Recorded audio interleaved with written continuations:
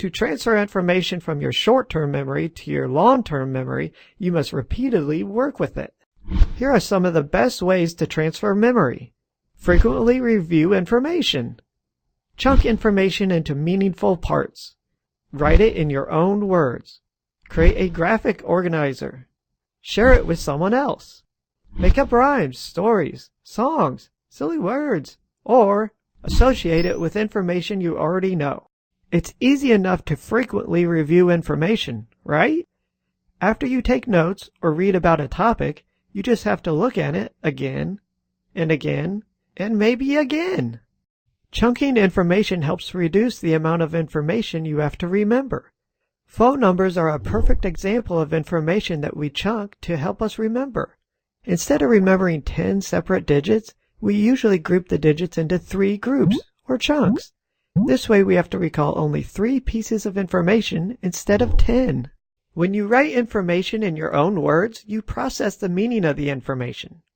Look at this definition of the word fossil. You might be able to memorize the words in the definition, but if you don't think about the meaning, then you just memorized words, and they'll only stay in your short-term memory for a little while. But if you think about what the definition means, you can write your own definition in a way that makes more sense to you. A graphic organizer is a visual map of information that shows how ideas are related. Graphic organizers are great tools for transferring memory because they help you form a mental picture or meaningful pattern, which the brain is more likely to remember. Sharing is a nice thing to do, right? Well, it's also a great way to study. When you discuss what you know with someone else, you develop a more complete understanding of the material. Sometimes we tell ourselves that we know something, but when it comes down to it, we don't actually understand it.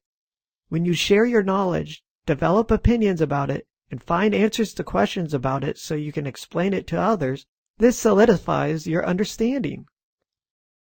Rhymes, stories, songs, and patterns that we use to help us remember are called mnemonic devices.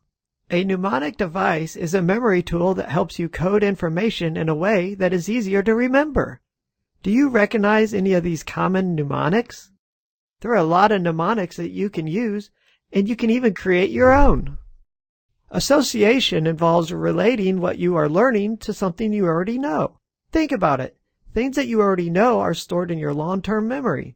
By associating new material with existing long-term memories, the new material takes the express lane into your long-term memory.